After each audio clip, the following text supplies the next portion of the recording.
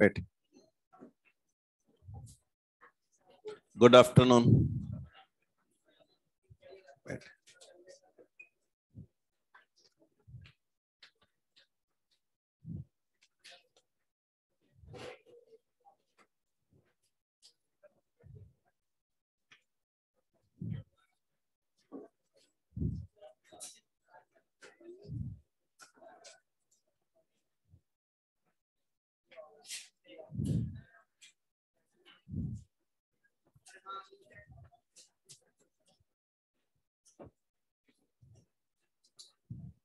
आज तो शायद डिफ्रैक्शन शुरू करना है।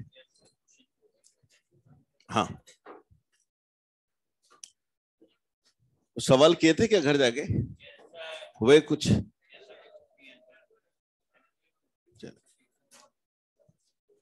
मॉड्यूल करने को दिया था मैंने। आज हमारा डिस्कशन है अबाउट डिफ्रैक्शन।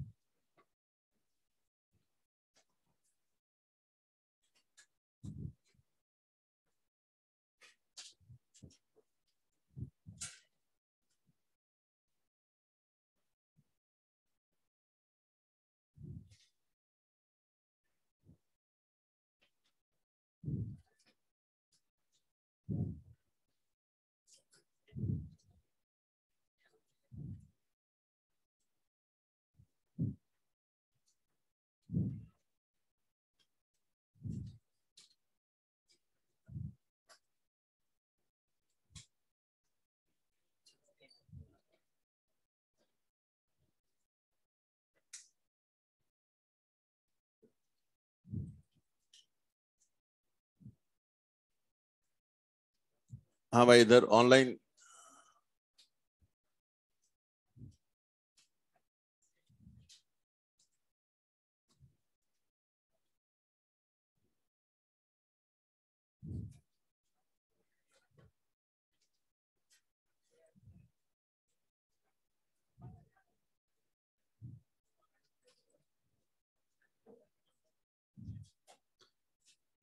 हाँ, इधर ऑनलाइन आवाज वगैरह आ रही है क्लियर? हेलो, कोई एक में यस लिख दे तो मैं आपके पढ़ाना शुरू करूं। Okay, thank you.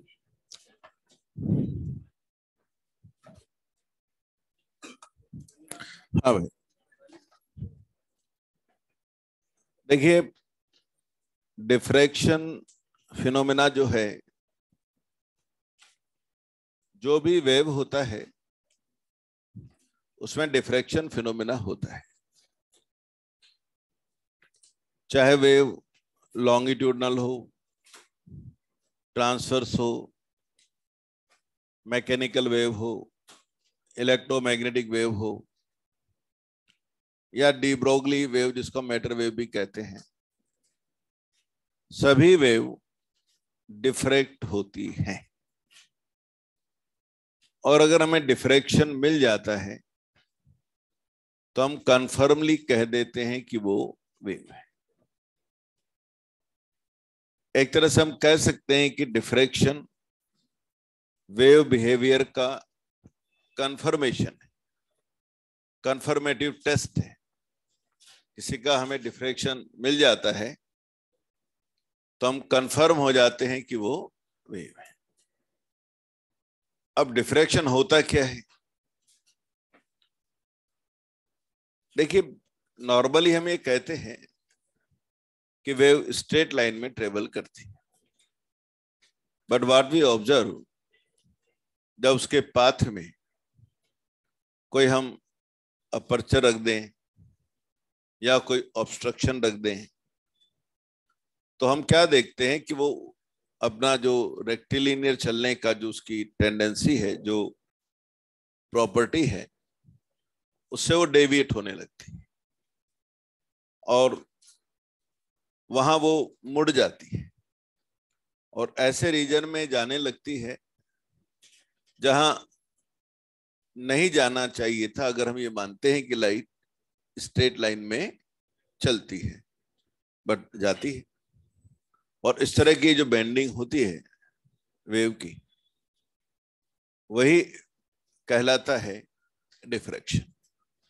तो डिफ्रैक्शन जो है, यूं समझिए कि स्ट्रेट लाइन प्रोपोगेशन से हटना, when wave is passing through some aperture or when we place some obstruction in the path of the wave, तो वहां जो ये अपना स्ट्रेट लाइन की टेंडेंसी छोड़कर ये जो मुड़ने लगती है, यही इवेंट, यही फिनोमिना डिफ्रैक्शन कहलाता है।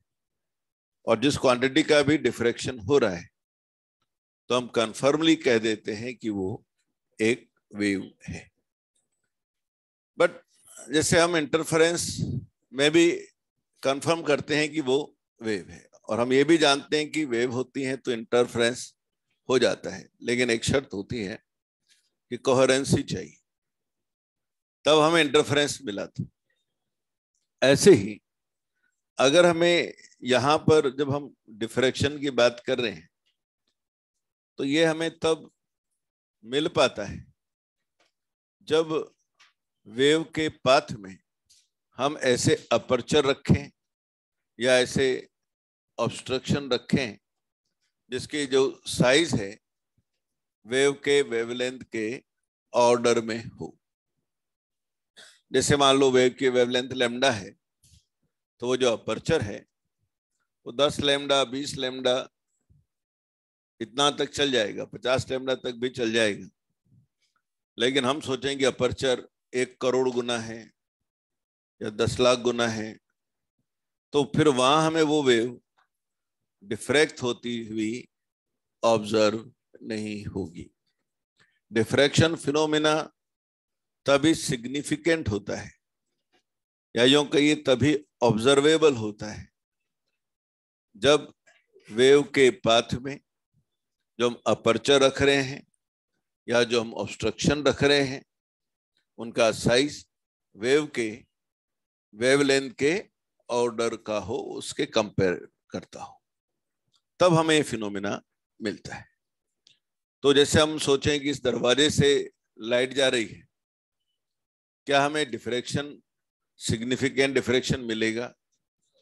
तो जवाब है नहीं मिलेगा, क्योंकि ये जो लाइट है इसके वेवलेंथ है 10⁻⁻7 मीटर ऑर्डर।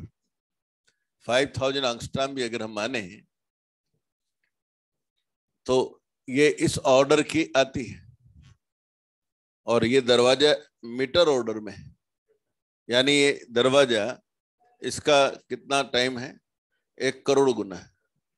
तो अगर आप सोचेंगे वेव लाइट, विजिबल लाइट इस दरवाजे से निकलेगी और वो हमें मुड़ती हुई लगेगी या डिफ्रैक्ट होती हुई लगेगी, तो ठीक नहीं सोच रहे हैं, हमें ऑब्जर्वेबल डिफ्रैक्शन नहीं मिलेगा। और अगर हम इसी का डिफ्रैक्शन देखना ही चाहते हैं, तो हमें ऐसा अपर्चर की जरूरत पड़ेगी जो इसी ऑर्डर में हो, पिन होल। यानी हम पिन होल जो होता है वो माइक्रोमीटर ऑर्डर का होता है, तो उसमें से अगर हम इस लाइट को निकालेंगे तो वहां हमें ऑब्जर्व होगा कि ये लाइट अपना रेक्टिलिनियर बिहेवियर छोड़कर डेविएट हो रही है, मुड़ रही है, और उसी को हम नाम देंगे डिफ्रैक्शन।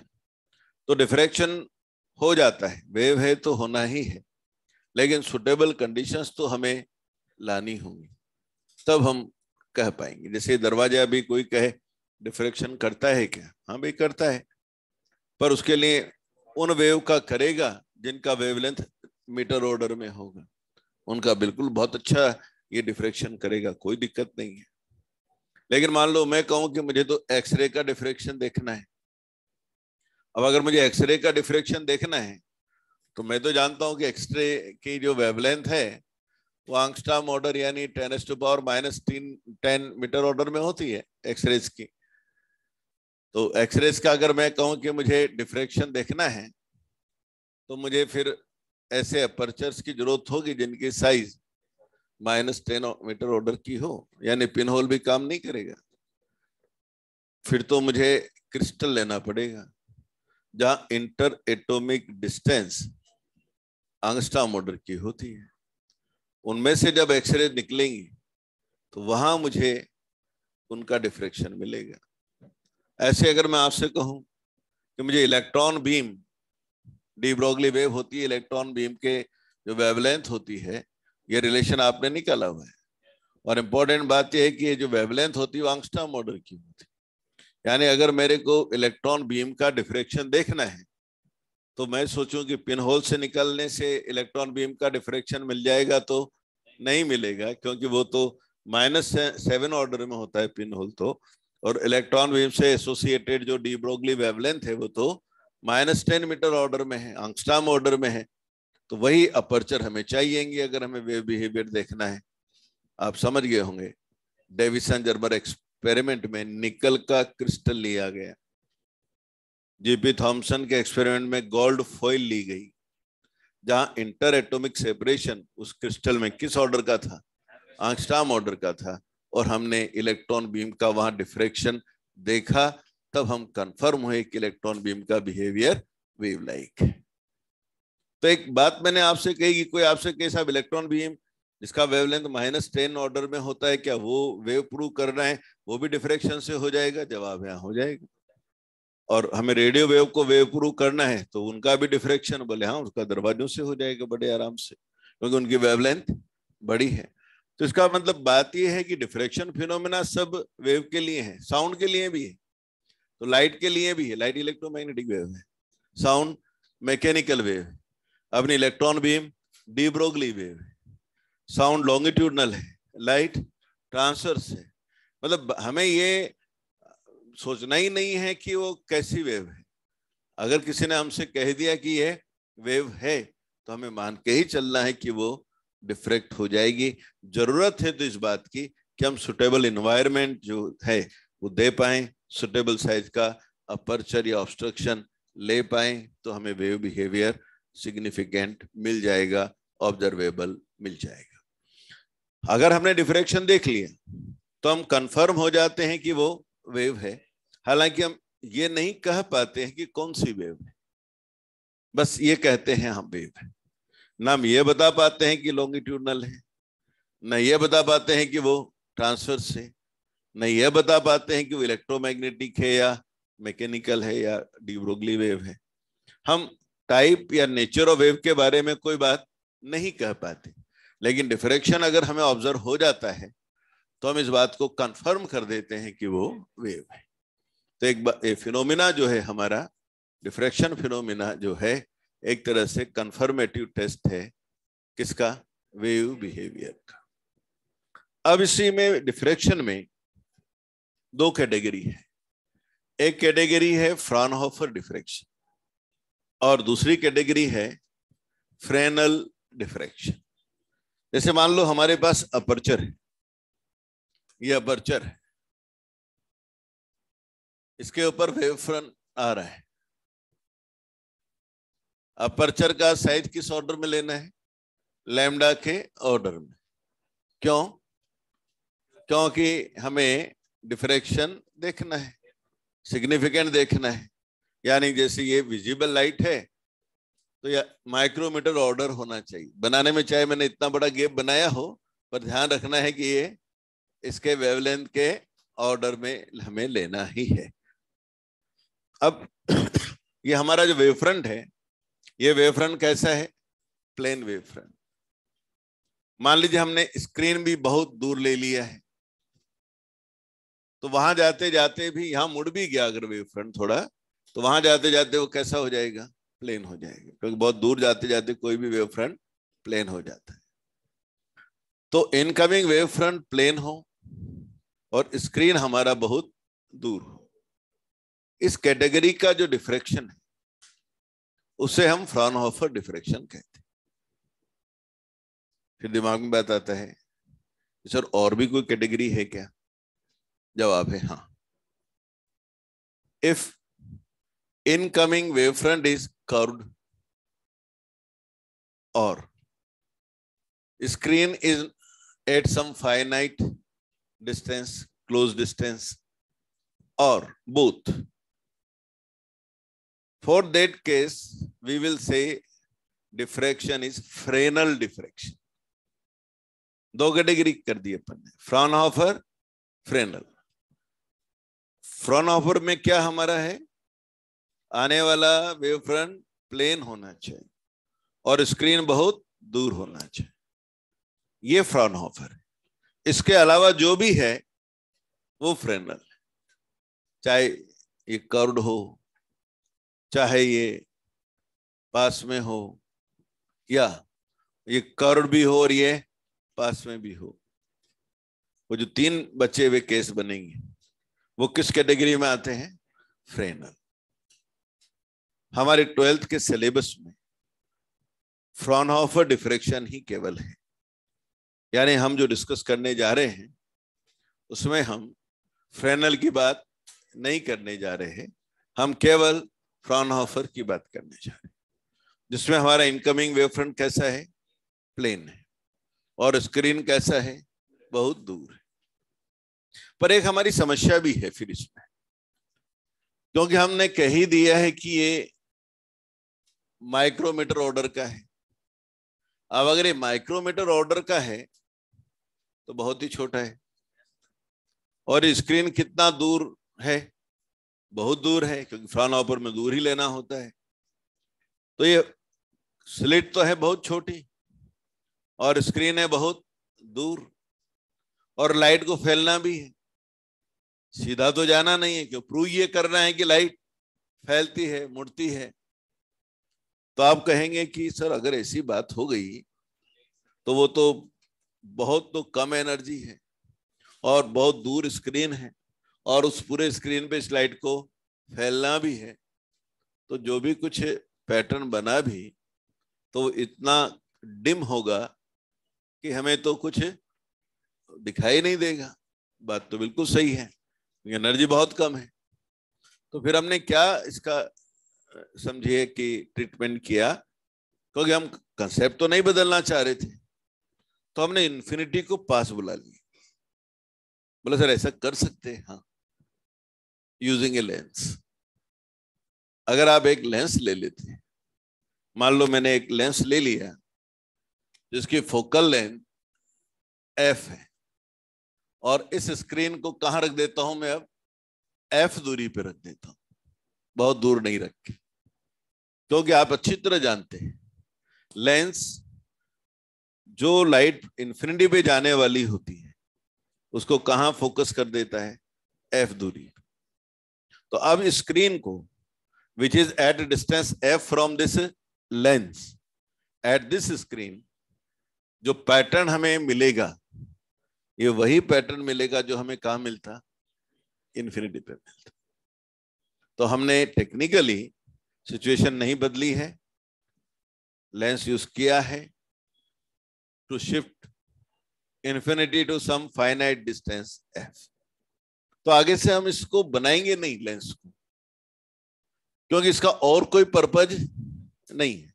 इसका पर्पज केवल है कि वो पैटर्न जो बहुत दूर बनता और हमें ऑब्जर्व नहीं होता वो हमें यहां f दूरी पे ऑब्जर्व हो जाए। अब ये लाइट इससे निकली है, कौन सी कैटेगरी का डिफ्रैक्शन है, फ्रॉनहोफर या फ्रेनल। इनकमिंग वेव फ्रंट कैसा है, प्लेन, स्क्रीन बहुत दूर। मैंने तो f लिख दिया, बोले सर वो तो इन्फिनिटी मान के चलिए, आप तो वो तो आपने टेक्निकली f दूरी पे आ गए, बट एक्चुअल में तो पैटर्न तो स्क्रीन पे वही है जो हमें इन्फिनिटी पे मिलता। क्लियर है बात। अब हमारा इंटरेस्ट ये है कि हमें इस स्क्रीन पे आखिर मिलेगा क्या। उम्मीद तो हम ये कर रहे हैं कि लाइट सीधी चलती है, प्लेन वेव फ्रंट है, तो ये भी हम जान ही रहे हैं कि ये तो बिल्कुल पैरेलल लाइट होना चाहिए, और अगर ये पैरेलल लाइट है तो फिर तो हमें ये होना चाहिए कि जितनी इसके विड्थ है, चाहे वो माइक्रोमीटर है जो भी वो है, लाइट केवल इतनी जगह पर ही पहुंचना चाहिए था, और यहां तो लाइट को होना ही नहीं चाहिए था, क्योंकि हम तो ये मानते हैं कि लाइट तो स्ट्रेट चलती है, पर ऐसा हुआ नहीं। इस रीजन में भी जहां हम बिल्कुल अंधेरा सोच रहे थे, इस रीजन में भी जहां बिल्कुल अंधेरा सोच रहे थे, लाइट मुड़कर पहुंचने लगी। जहां ज्योमेट्री के अकॉर्डिंग अंधेरा होना चाहिए था, ज्योमेट्री तो ये कहती है कि नहीं, लाइट केवल इसी रीजन में जाना चाहिए था और वो भी यूनिफॉर्मली जाना चाहिए था, रिमेनिंग पार्ट में तो कंप्लीट डार्कनेस होनी चाहिए थी। बट हमें जो मिलता है स्क्रीन पे वो ऐसा नहीं मिलकर हमें रिजल्ट ये मिलता है कि लाइट इस रीजन में भी आ गई है, लाइट इधर भी पहुंच गई है, मुड़ के चली गई है, उन रीजन में भी चली गई है जहां पर ज्योमेट्रिक के अकॉर्डिंग तो शेडो बनना चाहिए था, ज्योमेट्रिक के अकॉर्डिंग तो डार्कनेस मिलना चाहिए था। But this deviation of light from rectilinear propagation and entering in the geometrical shadow region is known as diffraction. तो हमें ये मिला, असर मिलेगा हमें, पर हाँ ये बात बिल्कुल सही है, सिग्निफिकेंट ये तभी होगा, ऑब्जर्वेबल ये तभी होगा जब ये स्लिट जो हमने ली है वो वेव के वेवलेंथ के ऑर्डर की हो, तब ये सिग्निफिकेंट हमें मिलता है। अदरवाइज नेग्लिजिबल सा होता है जिसको हम फिल भी नहीं कर पाते हैं। पर हाँ, अगर ये लैम्डा ऑर्डर में है तो बहुत बढ़िया स्प्रेडिंग हमें मिलती है। अब क्या स्क्रीन पे मिलता है वो मैं ड्रॉ करता हूं, कहां लाइट पहुंचेगी कहां तक नहीं पहुंचेगी, वो पूरी बात में एक बार बनाता हूं, पैटर्न बनाता हूं, फिर अगली स्टेप में जवाब दूंगा कि ऐसा हुआ क्यों, उसको एक्सप्लेन करूंगा। पर पहले तो मैं क्या करूंगा, पहली स्टेप में उसको केवल ड्रॉ कर रहा हूं कि मुझे कहां क्या मिला। क्योंकि हमारे एग्जाम में जो सवाल है ना, 80% सवाल जो एग्जाम में आते हैं वो केवल इस पर आते हैं डायरेक्ट, कहां क्या मिला। कोई हमसे नहीं ये पूछता है कि ऐसा क्यों हुआ। हाँ, 20% सवाल उससे रिलेटेड होते हैं कि ऐसा क्यों हुआ।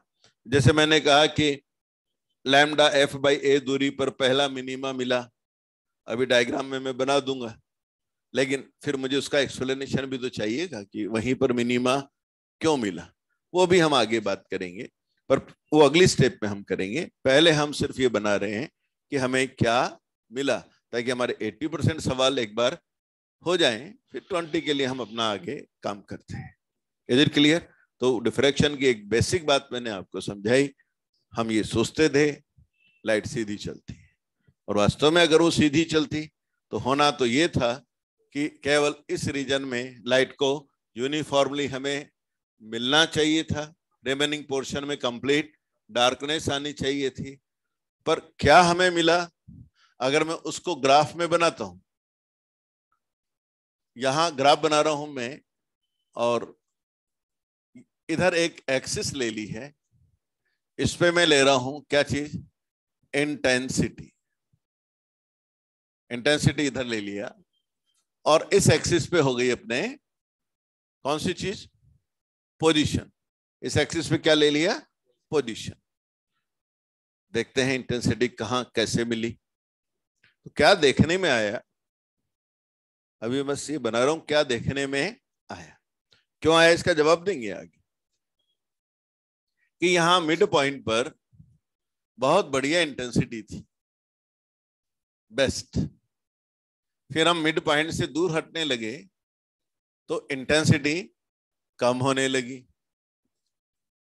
कम होते होते होते यहां जाकर वो जीरो हुई। बोले सर इस रीजन में भी पहुंच गई, हाँ लाइट पहुंच गई, यहां जाके कहीं जीरो हुई, और वेरिएशन कुछ इस तरह का आया। बोले सर क्या ऐसा ही पैटर्न इधर भी था, हाँ, यहां आकर के इधर भी जीरो। बोले सर कितनी दूर जीरो आई, वो वैल्यू थी lambda f by A. Lambda क्या है, वेवलेंथ, लाइट की वेवलेंथ। ए क्या है, इस स्लिट का अपर्चर, स्लिट विड्थ कह सकते हैं अपन, स्लिट विड्थ। तो इतनी दूरी पर पहला मिनीमा इधर मिला, इतने ही दूरी पर पहला मिनीमा इस तरफ भी आया। फिर और क्या हुआ, फिर जब हम आगे और ऑब्जर्व करने लगे तो इंटेंसिटी बढ़ने लगी, यहां मैक्सिमम हुई, और फिर यहां जाकर ये 0 हो गई। कहां जाके फिर 0 हुई? 2 लैम्डा एफ बाई ए पर। मिनिमम मैक्सिमा कहां हुई थी? 3/2, यानी इन दोनों के मिड में 3/2 लैम्डा एफ बाई ए पर एक बात और ऑब्जर्वेशन में आई कि जो पहला मैक्सिमा आया उसकी इंटेंसिटी सेंटर में जो मैक्सिमा आया था उसके मुकाबले में बहुत ही कम थी। इसकी इंटेंसिटी जो हमें मिली वो I0/22.5 मिली। परसेंटेज के हिसाब से देखें तो I0/22.5 इंटू 100, तो लगभग ये 4 से थोड़ा सा ज्यादा, तो 4-5% के बीच में हमें इंटेंसिटी मिली। यानी हमारा पहला मैक्सिमा सेंट्रल मैक्सिमा जैसा ब्राइट नहीं था। हम अगर सोचें, कंपेयर करें, क्या इंटरफेरेंस में तो जो सेकंड मैक्सिमा अभी आया था वो 4I0 का ही था, थर्ड भी 4I0 का ही था। वहां तो जो भी मैक्सिमा आते थे वो सब कैसे थे? बराबर विड्थ के ही थे। लेकिन यहां ऐसा नहीं हुआ। यहां पर हमारा फर्स्ट मैक्सिमा जो आया, ये फर्स्ट मैक्सिमा हमारा कैसा था? बहुत कम इंटेंसिटी का था। किसके कंपैरिजन में? सेंट्रल के कंपैरिजन। ठीक है, फिर और आगे हम गए, फिर हमने सेकंड मैक्सिमा देखा। ये सेकंड मैक्सिमा तो और कम इंटेंसिटी का आ गया, 62.5। तो इस तरह से हायर ऑर्डर के मैक्सिमा की इंटेंसिटी तो और कम आई। कहां मिले, कैसा हुआ, वो पूरा मैंने केवल अभी मार्क किया है। ये मैक्सिमा फर्स्ट वाला, ये मैक्सिमा सेकंड वाला, इस इधर जो फर्स्ट है और इधर जो फर्स्ट है, इनके बीच का जो सेपरेशन है, इसे कहा गया, यहां से यहां तक की दूरी को कहा गया सेंट्रल मैक्सिमा। W कितना है भाई ये सेंट्रल मैक्सिमा? डायग्राम देख के बताओ। 2 लैम्डा एफ बाई ए।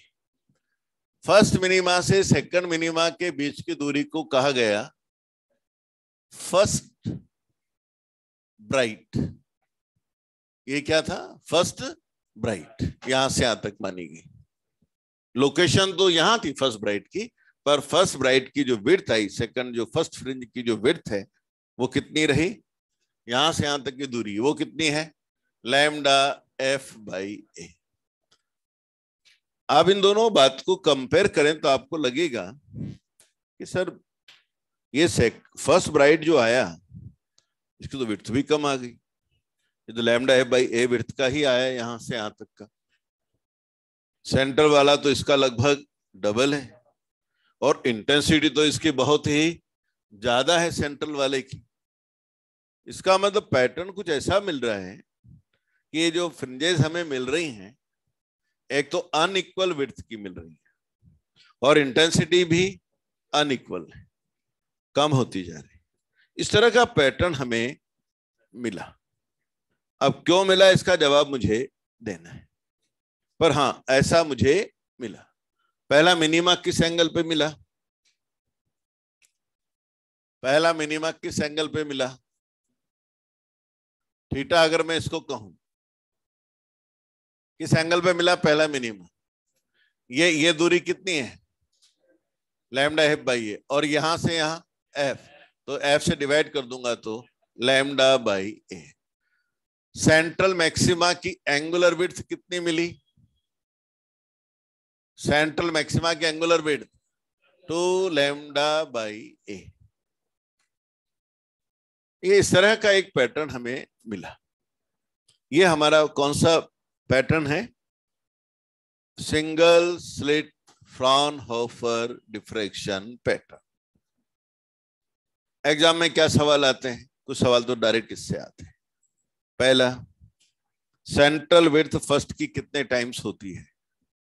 जवाब है 2 टाइम। क्या सभी मैक्सिमा बराबर इंटेंसिटी के होते हैं? नहीं होते। अगर हम इस स्लिट विड्थ को कम कर दें, इस स्लिट विड्थ को कम कर दें, तो इस सेंट्रल स्प्रेड कम होगा या बढ़ेगा? आप ए को कम करिए, ये बढ़ेगा। इसका मतलब समझो, अगर हम इस विड्थ को कम कर रहे हैं, यह विड्थ कम कर रहे हैं, तो आप देखिए ये सेंट्रल मैक्सिमा का स्प्रेड बढ़ रहा है। ए कम करने से ये बढ़ेगा, जबकि जो फिजिक्स नहीं समझता होगा वो तो सोचेगा यार हमने विंडो तो और छोटी की है, तो वो तो ये और छोटी जगह पर ही लाइट जानी चाहिए थी, पर उल्टा ये तो फैल गई। ऐसा होता है। इसका मतलब मैं कहना चाह रहा हूं कि हम इस स्लिट को जितना कम करेंगे उतना लाइट फैलेगी। जैसे मैं ऐसा कहना चाह रहा हूं कि जब ये स्लिट 20 लैम्डा थी, तब मान लो ये स्लिट 20 लैम्डा के बराबर थी, तब मान लो यहां पर, यहां से यहां पर ये हमारी सेंट्रल मैक्सिमा थी। अब मैं अगर इसको 20 की जगह अगर इसको 10 कर दूं, आधी कर दूं, तो ए आधा करने से ये पॉइंट डबल दूरी पे चला जाएगा। यानी ये फर्स्ट मिनिमा यहां की जगह यहां आ जाएगा, और ये भी फर्स्ट मिनिमा यहां की जगह यहां आ जाएगा। यानी हमारा सेंट्रल स्प्रेड हो जाता यहां से लेके यहां। कब? अगर मैं ए को आधा, ए को और कम करता तो ये और फैलता। यही तो हमने कहा था कि जितना हम लैम्डा के पास जाएंगे, उतना ही यह मुड़ने वाला बिहेवियर, ये डिफ्रैक्शन, ये स्प्रेडिंग उतनी ही अच्छी हमें मिलती जाएगी। ये कंसेप्ट है। तो जबकि हम तो ये सोच रहे थे कि यार विड्थ कम की है, लाइट अगर सीधी ही चलती वास्तव में, तब तो ये होना चाहिए था कि हमने विड्थ कम की है तो स्क्रीन के कम जगह पर लाइट पहुंचती। जबकि हम तो ये देख रहे हैं कि लाइट तो और ज्यादा जगह पे पहुंचने लगी है और ज्यादा वो मुड़ने लगी है। ये फिनोमिना बेसिकली क्या है? हमारा डिफ्रैक्शन। एक बार एग्जाम में सवाल आया, इलेक्ट्रॉन्स आ रहे थे, उनका हमने डिफ्रैक्शन देखा, पैटर्न मिला, फिर हमने इलेक्ट्रॉन की स्पीड को बढ़ा दिया, इलेक्ट्रॉन की स्पीड को बढ़ा दिया, तो बताओ ये स्प्रेडिंग बढ़ेगी या कम होगी? अगर मैंने इलेक्ट्रॉन की स्पीड को बढ़ा दिया,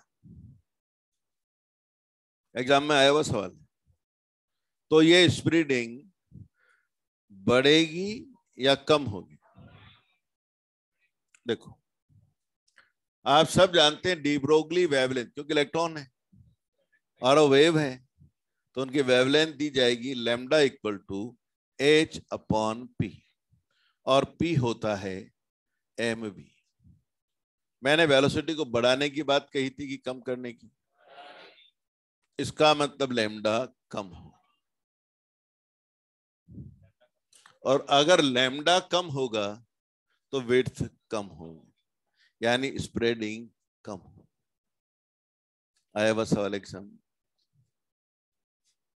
यानी वो लैम्डा को भी चेंज करने की बात, जैसे आपसे कहेंगे रेड कलर की लाइट लें तब स्प्रेडिंग ज्यादा होगी या डिफ्रैक्शन ज्यादा? स्प्रेडिंग मतलब डिफ्रैक्शन।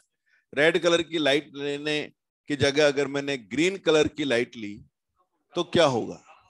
स्प्रेडिंग कम होगा। क्यों? क्योंकि वेवलेंथ कम। अच्छा, अगर वेवलेंथ कम होने से, इसको फिजिक्स में लाता हूं मैं, वेवलेंथ कम करने से हमें क्या लग रहा है कि स्प्रेडिंग कम हो रही है? कम हो रही, इसका मतलब उसके मुड़ने की टेंडेंसी कम हो रही है। यानी कौन सी टेंडेंसी बढ़ रही है? सीधे चलने की टेंडेंसी बढ़ रही है। इसका मतलब जैसे जैसे हम लैम्डा कम करेंगे हमारी वेव के सीधे चलने की टेंडेंसी बढ़ेगी। तो इसीलिए अब सीधा चलेगी तो इमेज अच्छी बनाएगी। इसीलिए हम कहते भी हैं जब ऑप्टिकल इंस्ट्रूमेंट पढ़ते हैं, जब जितना कम वेवलेंथ की लाइट लेंगे उतना शार्प इमेज बनती, क्योंकि जितना कम वेवलेंथ की लाइट लेंगे उतना उसका सीधा चलने की टेंडेंसी बढ़ेगी, और लाइट के सीधा चलने की टेंडेंसी बढ़ेगी तो रे ऑप्टिक्स में जो हम इमेज मिलेगी वो उतनी ही शार्प मिलेगी। ऐसा हम कहना चाहते हैं, मेरे ख्याल से बात के लिए। तो ऐसे छोटे छोटे सवाल आए हुए हैं। चलिए मैं एक सवाल और पूछता हूं। जब मैंने लाइट ली, लैम्डा लिया, कितना 4000 एंगस्ट्रॉम, तब यहां मुझे फर्स्ट ब्राइट मिला। यहां क्या मिला? फर्स्ट ब्राइट मिला। डायग्राम देख लो, कितना दूर है first bright? 3/2 lambda f by a. मैं क्या लैम्डा लूं, ये लिया था मैंने, तब तो उस जगह फर्स्ट ब्राइट मिला।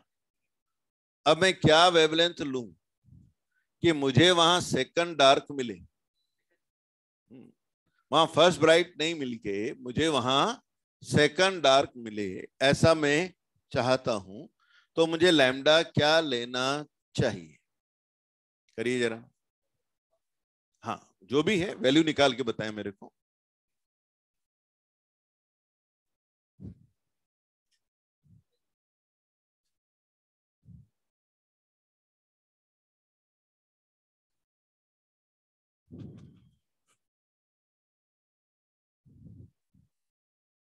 हाँ, वो अलग चीज है, वहां फ्रानहोफर लाइंस हैं, वो अलग चीज है, उसको यहां से कंफ्यूज नहीं करें।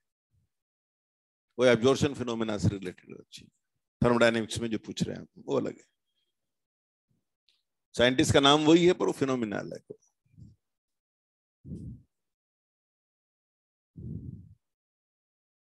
हाँ, निकाला। कितना जवाब आया? 4500 या कुछ और? कम आएगा? अच्छा, 3000। कितने लोग 3000 सोच रहे हैं? देखिए मैं समझाता हूं। उस जगह पर क्या मिल रहा है? जब लाइट ये है आपके पास, तो जगह कितना दूर हुई? वाई मान लेते हैं। कितने हैं वो? 3/2 लैम्डा एफ बाई ए। बात खत्म हो गई, ये वाई का वैल्यू आ गया। अब उसी जगह पर मुझे क्या चाहिए? सेकंड नंबर का डार्क। अगर वहां सेकंड नंबर का डार्क होता तो वो सेंटर से कितना दूर होता? डायग्राम देखो, 2 लैम्डा एफ बाई ए, तो वो होता 2 लैम्डा एफ बाई ए। तो अब ये लैम्डा निकाल लेता हूं, यही तो पूछा है ना। नया लैम्डा, लैम्डा डैश लिख दो, तो 2 lambda dash f by a. F by a हट गया, लैम्डा डैश आ गया, 3/4 ऑफ 4000। आंसर आ जाएगा 3000 आंसर। तो इस ये सवाल भी एग्जाम में आया हुआ 3-4 साल पहले। तो इस तरह का हमें एक पैटर्न मिला। अब हमारे दिमाग में बहुत बेसिक सवाल उठ गए होंगे कि सर ये पहला मिनिमा यही क्यों आया, लैम्डा एफ बाई ए दूरी पर ही क्यों आया, दूसरा मिनिमा इतनी ही दूरी पर क्यों आया, मैक्सिमा यहां क्यों आया, मैक्सिमा की इंटेंसिटी आई नॉट बाई 22.5 ही क्यों आई, ये कम क्यों है, जबकि सेंट्रल मैक्सिमा तो बहुत ज्यादा है, आई नॉट है, और सेकंड ब्राइट तो और कम हो गया, कितना? आई नॉट अपॉन 62.5। तो ये सारे वेरिएशन क्यों हो रहे हैं, इन्हीं जगह पर मैक्सिमा मिनिमा क्यों आए? अब हम इस डिस्कशन में जाते हैं। अभी हमने ये नहीं किया कि ये जवाब क्यों आए, हमने तो ये कहा कि ऐसा आया। एग्जाम में डायरेक्ट सवाल आते हैं, यहां से वो आपको क्या करते हैं, लैम्डा दे देते हैं, लाइट का, एफ दे देते हैं, स्लिट के बेटे विड्थ दे देते हैं, सेंट्रल मैक्सिमा पूछ लेते हैं। कभी एंगुलर विड्थ पूछ लेंगे सेंट्रल मैक्सिमा की 2 लैम्डा बाई ए, कभी विड्थ वगैरह दे देते हैं तो लैम्डा पूछ लेते हैं। ये 4 क्वांटिटी हैं, डब्ल्यू, लैम्डा, एफ और ए इस इक्वेशन में। 3 वो आपको दे देंगे कोई भी, और 4th क्वांटिटी आपसे पूछ लेते हैं। अक्सर यही सवाल आता है। तो इस ग्राफ पर ही सवाल आते हैं, क्या सबके बराबर विड्थ है? बोले नहीं है। सेंट्रल मैक्सिमा फर्स्ट से कितने टाइम्स है? 2 टाइम्स है। विड्थ में, इंटेंसिटी में तो सेंट्रल मैक्सिमा फर्स्ट से 22.5 टाइम्स है। या यूं कह दूं कि फर्स्ट मैक्सिमा की इंटेंसिटी तो सेंट्रल की केवल 4-5% ही है। तो ये सब बातें हम एक्सप्लेन अब करेंगे, पर क्या आता है ये मैंने बना दिया। अब मैं जिस बात को करने जा रहा हूं वो है ऐसा क्यों आता है। ये अब अपना नेक्स्ट स्टेप है। यहां तक मेरे ख्याल से बात क्लियर है। इसको अच्छी तरह आप बना लें कॉपी में। इसी में से 80% चांस तो यही है कि डायरेक्ट इसी में से सवाल आएगा।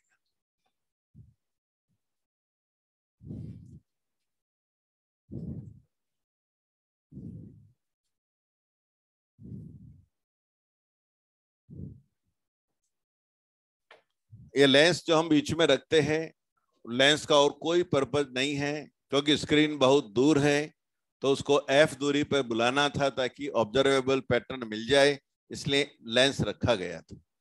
इसके अलावा लेंस का डिफ्रैक्शन में और कोई रोल यहां नहीं। क्लियर है?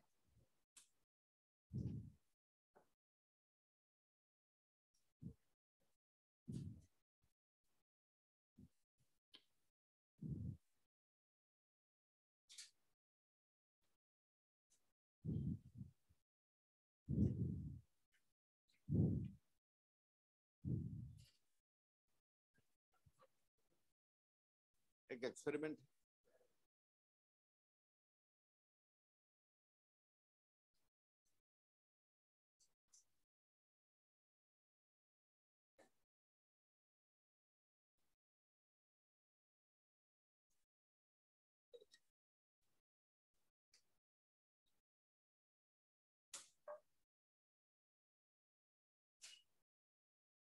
हाँ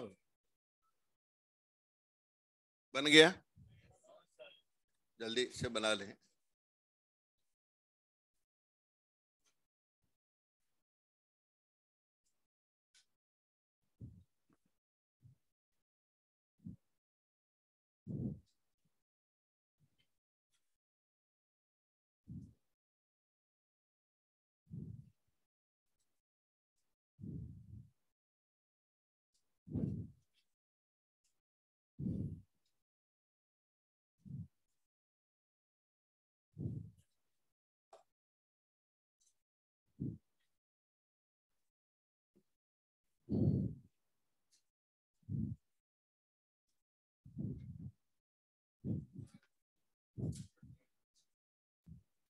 अब मैं एक्सप्लेन करता हूं मिनिमा कहां है, क्यों है, मैक्सिमा क्या है, ये सब बात हम करते हैं। कम क्यों हो रहा है इंटेंसिटी,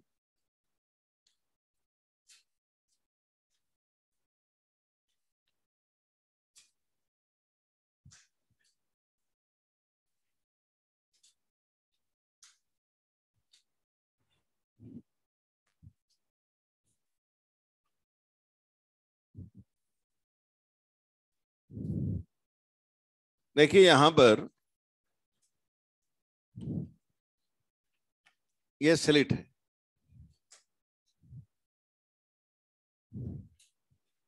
बातचीत नहीं प्लीज। वेव फ्रंट आ रहा है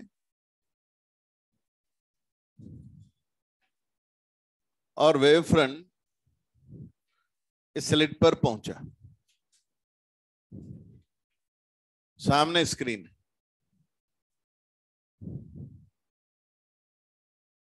अब हम ये सोचते हैं कि स्क्रीन पर इंटेंसिटी क्यों मिली।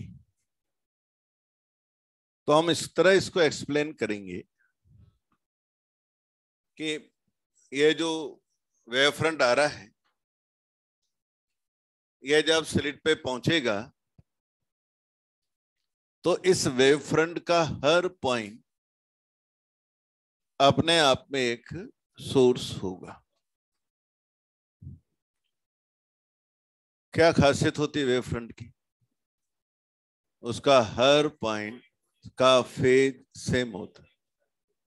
इसका मतलब आप यूं मान के चलिए कि इस वेव फ्रंट पर n कोहेरेंट सोर्स हैं। कितने सोर्स हैं? अब आपके दिमाग में एक बात जरूर आएगी कि सर जब हम YDSC पढ़ रहे थे वहां हमने 2 स्लिट बनाई थी और सामने स्क्रीन रखा था, और यहां जब इंटेंसिटी की सोचते थे तब हम कहते थे एक सोर्स ये है, एक ये है, और इन दो में सुपरपोजिशन की बात करते थे। स्लिट तो वहां भी थी, तब तो आपने कहा कि ये एक सोर्स है, और यहां तो हमने केवल एक स्लिट ली है, 2 भी नहीं ली, और आप उसमें भी कह रहे हैं कि हर पॉइंट सोर्स है, इसमें n सोर्स है। तो यहां आपने n सोर्स क्यों नहीं माने थे और यहां आप n सोर्स क्यों मान रहे? एक बहुत बात दिमाग में आई, तो उसका जवाब है वहां ये जो हम स्लिट लेते थे, ये स्लिट ये लैम्डा से भी कम विड्थ की थी, तो इसका बिहेवियर पॉइंट जैसा था, और यहां ये लैम्डा से कम नहीं, लैम्डा से 10, 20, 50 गुना बड़ी, और इसलिए इस पे उस तरह के कई पॉइंट हम सोच सकते हैं। तो दोनों एक ही विड्थ की नहीं है, ये मैं कहना चाह रहा हूं। वहां की स्लिट के विड्थ लैम्डा से भी कम थी और ये लैम्डा की 50 गुना है। तो आप समझ सकते हैं कि वहां तो एक स्लिट को हमें क्या मानना पड़ा? एक सोर्स मानना पड़ा, और यहां हमें इस पूरी स्लिट में जो वेव फ्रंट पहुंचा उसका हर पॉइंट को क्या मानना पड़ा? सोर्स मानना पड़ा। यानी यहां पर हमारे पास एक नहीं n सोर्स है, और क्योंकि वो सभी एक ही वेव फ्रंट पर है, और वेव फ्रंट की डेफिनेशन कहती है कि सबका फेज सेम होता है, इसका मतलब हमारा वेव फ्रंट एक एरिया सोर्स है। एरिया वहां क्या था? पॉइंट सोर्स, दोनों में अंतर है। तो वहां स्लिट पॉइंट सोर्स की तरह बिहेव कर रही थी, यहां एरिया सोर्स की तरह। उसका हर पॉइंट अपने आप में सोर्स। एक बात तो हमें यहाँ क्लियर, वरना हम पूरा टॉपिक पढ़ जाते हैं कई बार और हमें यह तक मालूम नहीं पड़ता यार वहां तो एक कहते थे, यहाँ ये n कब से हो गए? इसलिए हो गए। फिर मैं आपसे कहूं मुझे स्क्रीन पर इंटेंसिटी चाहिए, हो सकता है मेरी इच्छा हो मैं सेंटर पर इंटेंसिटी पूछूं, हो सकता है मैं कोई और जगह पर इंटेंसिटी पूछूं। जहां भी मैं इंटेंसिटी पूछना चाहता हूं, जैसे मान लो मैंने सोचा यहां की इंटेंसिटी बताई, तो मैं ऐसा प्लान करूंगा उस वेव फ्रंट का हर पॉइंट कैसा है? सोर्स है ना, वहां से वेव आएगी तो यहां पर पहुंचेंगी, एक से नहीं सबसे। बोले सर यहां, भाई यहां भी सबसे ही पहुंचेंगी, यहां पर भी सभी से पहुंचेगी। जब YDSC पढ़ रहे थे तब हम कहते थे 2 सोर्स से लाइट पहुंचेगी, याद आ गया? तो यहां भी भिजवाते थे, यहां पॉइंट लेते थे तो वहां भी कहते थे वो भी भेजेगा। वही बात है, बस अंतर इतना सा है कि वहां हम 2 की बात करते थे, यहां हम n की बात करें। तो बोले सर इसका मतलब आप यूं कहोगे फिर हमसे कि भाई अगर आपको यहाँ की इंटेंसिटी चाहिए तो आपको n वेव का सुपरपोजिशन कराना पड़ेगा। वहां हम क्या करते थे? 2 का, और यहाँ तो सर आप यूं मानोगे कि n वेव्स आएंगी, फिर आप उन समय फेज डिफरेंस की भी बात करोगे और फिर उनका वेक्टर तरीके से सम भी करोगे और फिर रिजल्ट निकालोगे एम्पलीट्यूड और फिर उसको स्क्वायर करोगे, तब जाकर आपको इंटेंसिटी मिलेगी। बोले सर आपका ये प्लान है? बिल्कुल हाँ, मेरा ये प्लान है। मैं हर पॉइंट से आने वाली लाइट को कंसिडर करूंगा, उसको वेव मानते हुए, फेज के बारे में सोचते हुए, एन वेव्स का सुपरपोजिशन करवाकर रिजल्टेंट एम्पलीट्यूड फाइंड करके स्क्वायर करके उसको इंटेंसिटी ऑब्टेन करूंगा। तो मुझे जिस पॉइंट पर भी इंटेंसिटी सोचना है उस पॉइंट पर यह थ्योरी मुझे अप्लाई करनी ही हो पड़ेगी। और यह भी ध्यान रखना पड़ेगा कि यह मामला दो सोर्स से सेटल नहीं होगा, यह मामला एन वेव्स के सुपरपोजिशन से सेटल होगा। मेरे ख्याल से प्लान क्लियर हो गया। चलिए अब हम बात करते हैं कि सेंट्रल पॉइंट पर क्या होगा। यहां पर देखते हैं, यहां लाइट आएगी। अभी मैं इस पर जो लाइट आएगी केवल उसको बना रहा हूं, बाकी और लाइट को बिल्कुल भी नहीं बना रहा हूं। इस सोर्स से जो लाइट इधर जाएगी, इन सोर्सेस से जो लाइट इस डायरेक्शन में निकलेगी, ऐसा नहीं है कि इन सोर्स से लाइट केवल इसी डायरेक्शन में निकलती है। सभी सोर्स सभी डायरेक्शन में एनर्जी दे रहे हैं, लेकिन अभी क्योंकि हमारा इंटरेस्ट इस पॉइंट की इंटेंसिटी जानने में है, तो इस पर जो लाइट जा रही है मैंने केवल उन्हीं को बनाया है। आप मुझे रोक सकते हैं, कहेंगे सर आपने तो इस सीधी जाती हुई लाइट बनाई, तो ये जो है ये लाइट तो ऐसे यहां यों करके आ रही है, अगर पहुंचेगी भी तो आपने तो सीधा जाता हुआ बनाया है। हाँ, एक्चुअली मैंने क्या किया है,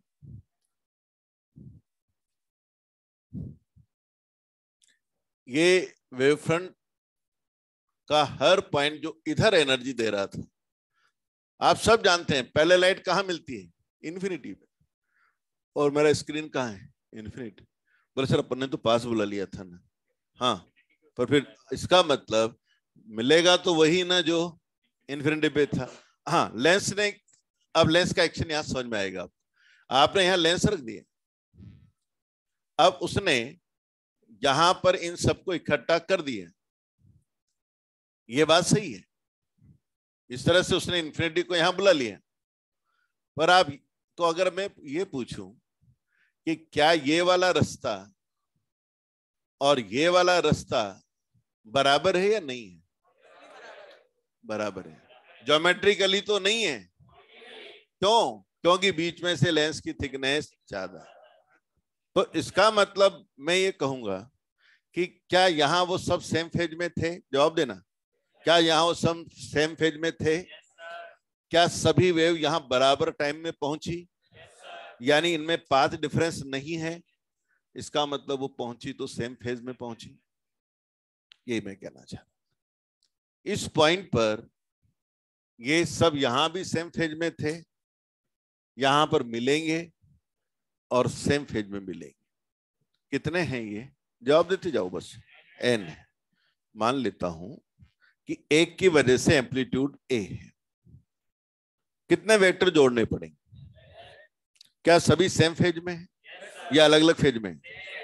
सेम फेज की वजह से मान लो पहला वेक्टर मैंने ये बनाया, तो दूसरे वेक्टर को भी इसी डायरेक्शन में बनाना पड़ेगा, तो 2a हो जाएगा। 2 होते तो 2a हो जाता। अब तीसरा वेक्टर भी इधर ही बनाना पड़ेगा, एक का टेल दूसरे के हेड पे रखते जाएंगे और ऐसे वेक्टर की चेन बनती जाएगी। सभी को एक ही लाइन में क्यों बनाया? Same phase. कितना टोटल रिजल्ट आ गया? n इंटू ए। एग्री कर रहे हैं? रोक देना, दिक्कत हो बात करेंगे। तो रिजल्टेंट हमारा आया एन ए। क्या इंटेंसिटी आ गई या स्क्वायर करना है? स्क्वायर करना है। तो इंटेंसिटी सेंट्रल वाली को नॉट लगाया तो प्रोपोर्शनल होगी एन स्क्वायर ए स्क्वायर। तो यहां की इंटेंसिटी बेस्ट क्यों आई वो आप समझ गए हो। सभी सोर्स का कंट्रीब्यूशन मिला, सभी का कंट्रीब्यूशन सेम फेज में मिला, तो जो एम्पलीट्यूड मिल गया वो बेस्ट मिल गया, और इसलिए intensity is at its best at the centre point. Exam में एक सवाल आया, जवाब देने की कोशिश करना। अगर मैं इस स्लिट विड्थ को आधा कर दूं, क्या किया, आधा कर दिया, यहां तक ले आए, आधा रहने दिया इसको, तो सेंट्रल पॉइंट की जो इंटेंसिटी मिलेगी कम होगी या ज्यादा होगी? कितनी होगी? 1/2 या 1/4? 1/4 होगी ना, क्योंकि जब हम इसको आधा करेंगे तो नंबर ऑफ सोर्स कम पड़ेंगे, और नंबर ऑफ सोर्स कम पड़ेंगे तो क्योंकि स्क्वायर से आ रहा है इसलिए इंटेंसिटी आएगी 1/4। ये एग्जाम में 3 बार आ चुका है सवाल, हमारी एनसीईआरटी में भी अनसोल्ड में है ये सवाल। कभी वो विड्थ को आधा करने की बात करते हैं तो कभी विड्थ को डबल करने की बात करते हैं। सवाल हो गया? तो ये एक सवाल आता है। तो सेंट्रल पॉइंट को मैंने एक्सप्लेन किया और उसकी इंटेंसिटी को बताया कि how it is depending upon width of the slit. देखो एक बात हुई, मजेदार बात है ना। अब जैसे मान लो ये ऐसा था, मैं एक डायग्राम बना रहा हूं, उससे आपको इसका फीचर समझ में आएगा थोड़ा सा। मान लो अभी ये विड्थ है और ये मेरा सेंट्रल मैक्सिमा है, मान लो सेंट्रल मैक्सिमा है। अब मैंने इस विड्थ को क्या किया, फिर वापस मिटा दूंगा, है ना, बस एक आपको समझाने के लिए बना रहा हूं। इस विड्थ को मैंने आधा कर दिया, यहां तक कर दिया, ठीक है ना। कितना स्प्रेड था, स्प्रेड की बताओ, 2 लैम्डा एफ बाई, स्प्रेड का क्या हुआ, स्प्रेड का क्या हुआ, डबल हो गया। और सेंट्रल मैक्सिमा, सेंट्रल मैक्सिमा 1/4 हुआ कि नहीं हुआ, एन आधा रह गया ना, स्क्वायर आ रहा है ना बेटे, तो सेंट्रल मैक्सिमा हुआ 1/4। तो देखना ये जितनी ऊंचाई थी ना यहाँ पे, सेंट्रल मैक्सिमा, अब इसको बना रहा हूं, ये थी अपने, ये वैल्यू थी ये वाली 2 लैम्डा एफ बाई, और ये मान लिया मैंने आई नोट। अब आई नोट की जगह तो क्या ले लूंगा, आई नोट बाई 4, और इसको कितना दूर ले जाना है, डबल, क्योंकि ए आधा करूंगा तो स्प्रेड डबल हो जाएगा। समझ रहे हैं बात को? तो मेरा पैटर्न आएगा इस तरह का।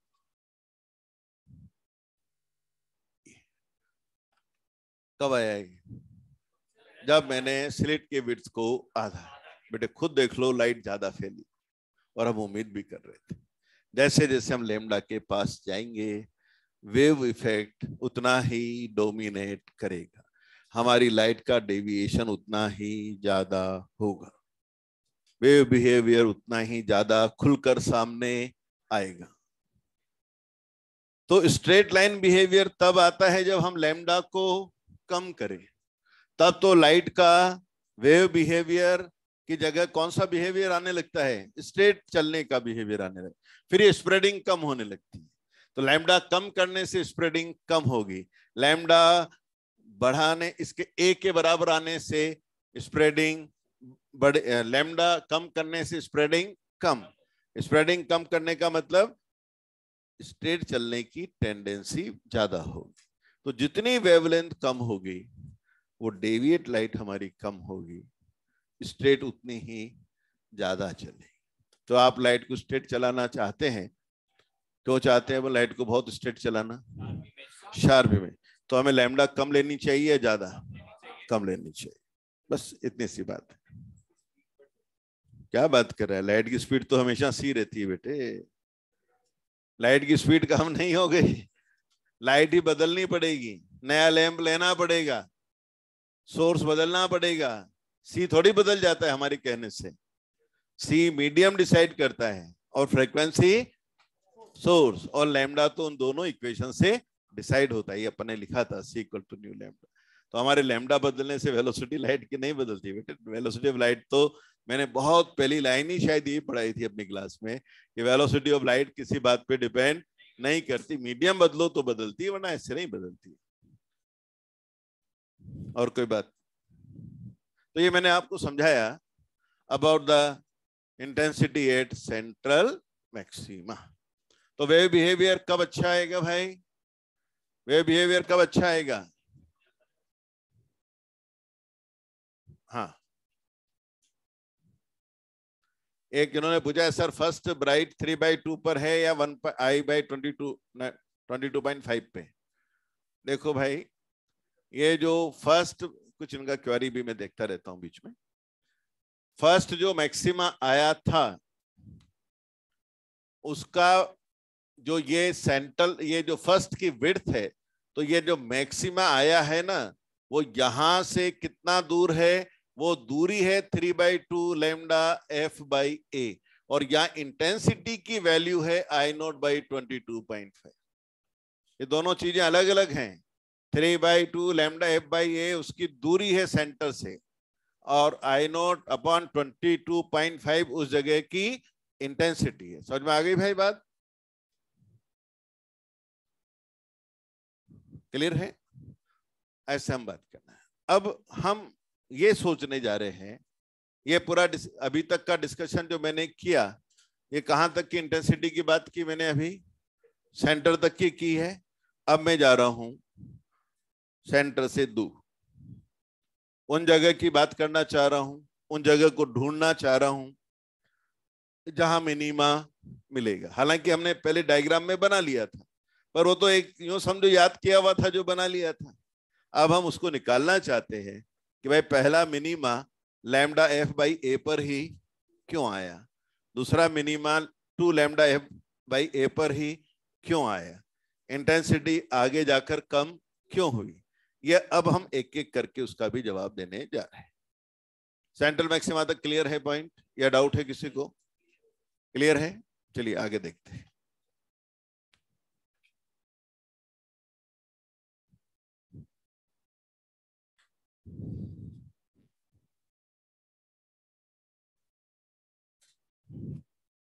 ये हमारा स्क्रीन है यहाँ।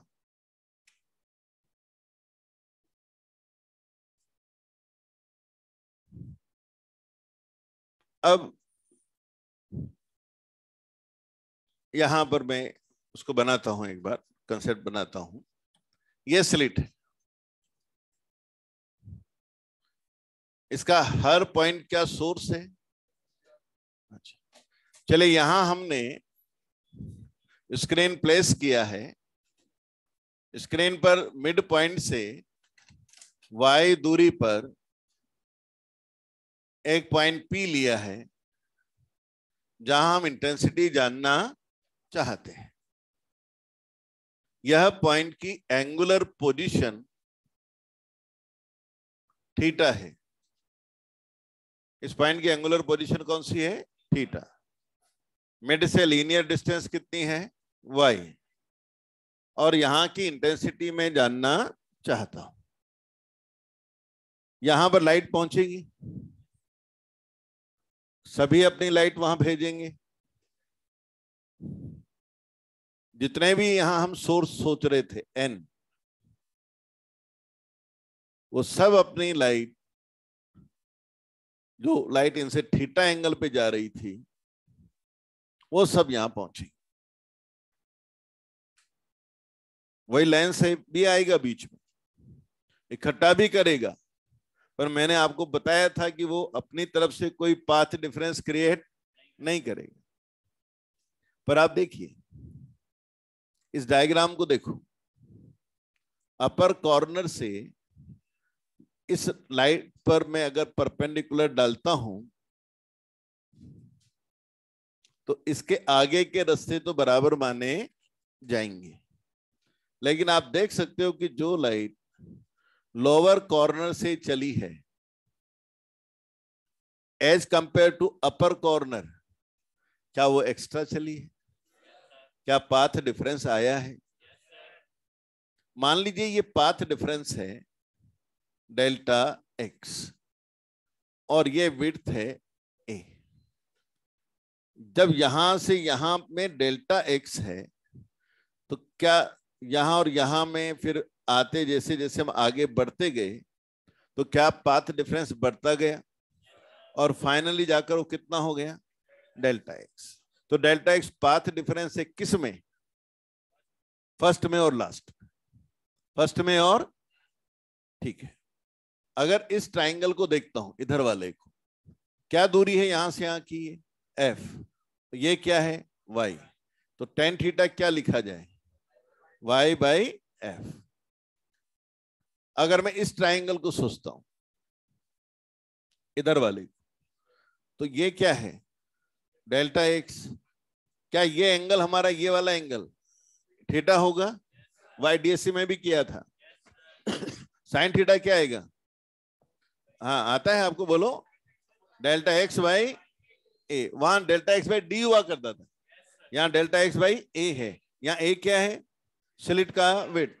स्मॉल एंगल पे दोनों को बराबर कर लें तो जवाब आएगा y by f equal to delta x by a. या यहां से ऐसा भी लिख सकते हैं, delta x equal to a sine theta, जरूरत पड़ेगी हमें आगे। और यहां से आ जाएगा y equal to delta x into f by a. ये भी हमें जरूरत पड़ेगी। ये मैंने थोड़ा सा ज्योमेट्री सॉल्व कर दी। अब मैं आपसे एक बात कहता हूं, अब कंसेप्ट समझना। ये डेल्टा एक्स क्या चीज है? ये डेल्टा एक्स क्या चीज है? Path difference. किस में है बेटे? फर्स्ट में और लास्ट में। चलो मैं ये मानता हूं, एज्यूम कर रहा हूं कि ये डेल्टा एक्स लैम्डा है। कितना है? डेल्टा एक्स लैम्डा है, ऐसा मैंने एज्यूम किया। तो मुझे ये बताओ, वो पी पॉइंट पर आप इंटेंसिटी क्या सोचते हैं, मैक्सिमा या मिनिमा?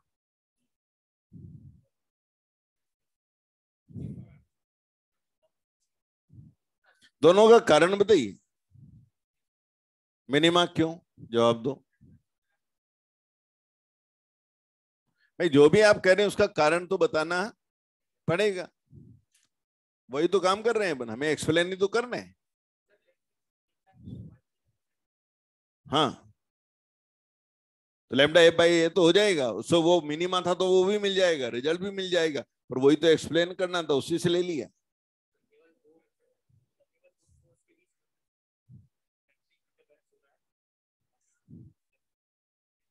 नहीं हो रहा है, ऐसा कैसे हो सकता है? और दो में हो रहा है तो फिर तो मैक्सिमम आना चाहिए था।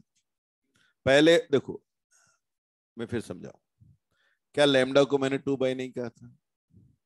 लैम्डा पाथ डिफरेंस से फेज डिफरेंस बताओ। लैम्डा, हाँ 2 पाई था, फेज डिफरेंस याद आ गया।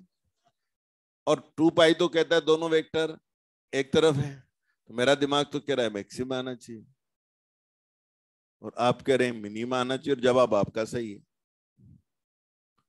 अब इस बात को समझें कि ऐसा हो क्यों रहा है। मैंने तो यूं सोच रहा हूं, मेरे दिमाग में यूं आ रहा है कि यार जब लैम्डा है, फिर 2 पाई का है, 2 पाई पे तो एक डायरेक्शन आ जाती है, फिर तो जुड़ना चाहिए। फिर तो पर मुझे तो मालूम है कि रिजल्ट तो 0 आता है। अब समझाऊं कैसे इस बात को?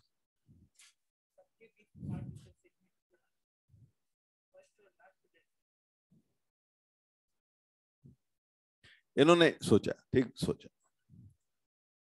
बात यह है, अगर वास्तव में ऐसा होता कि बाकी सबको मैं मना कर देता, तुम लाइट मत देना, केवल पहले वाला और लास्ट वाला ही लाइट देता, तो वास्तविकता यही है कि ए और ए मिलके 2a आता और वहां ब्राइटनेस आती।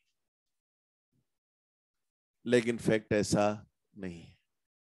वहां की इंटेंसिटी का डिसीजन 2 वेव से नहीं होना है। 2 वेव से नहीं होना है। 2 वेव में 2 पाई होने से मैं ये थोड़ी ना कह सकता हूं कि सब मिलके ब्राइट दे रहे हैं। सबके बारे में तो सोचा ही नहीं, हमने तो सोचा ही केवल 2 के बारे में और फैसला कर दिया कि ब्राइट होगा। हमारी बड़ी गलती हो गई ना हमसे। हम केवल 2 से फैसला करने चले थे, जबकि यहां तो एन कह रहे भाई हम भी हैं, हम भी लाइट भेजेंगे, हमारी भी सुनो, हम भी शायद कुछ करें, हमें भी जोड़ो। तब जाके इंटेंसिटी का जो भी फैसला करोगे मान लेंगे, पर शामिल तो करो, है ना। तो एक बहुत बेसिक बात कहीं ना कहीं जो हिट मैं करना चाहता था वो हो गया कि देखो बात ये जो हम इंटरफेरेंस में करते थे वहां डिसीजन केवल 2 से होता था और यहां का डिसीजन n से। अब मैं समझाता हूं कि 0 क्यों हुआ, समझने की कोशिश करेंगे। एक बात बताओ, जैसे मान लो एग्जाम्पल ले लेता हूं, ये 100 सोर्सेज हैं, कितने हैं? 100 है। पहले वाले और लास्ट वाले में कितने डिग्री का अंतर है फेज में? 360, ठीक है ना, पहले और लास्ट में, पहले और 100 नंबर वाले में। तो मुझे बताओ पहले और 51 वाले में कितना होगा? पहला और मिड पॉइंट से जो आ रहा होगा उसमें कितना होगा? हाँ, पाई का, तो बढ़ते बढ़ते 2 पाई हुआ होगा ना, तो मिड में पाई हुआ होगा, पाई 180। 51 नंबर वाला कहेगा पहले वाले को तो मैं निपटा दूंगा। कौन कहेगा? किससे? फर्स्ट वाले को कैंसिल कर देगा। समझ में आ गई? टर्म कट गई, पहली टर्म कट गई, किससे? 51 वाले से। तो वो लोग कहेंगे सर आप दूसरी टर्म 52 वाले से काट दोगे आप ऐसे? तो मेरे ख्याल से जवाब आ गया होगा। ऊपर के 50 से एक एक करके ऐसे निमटते जाएंगे और रिजल्ट 0 है।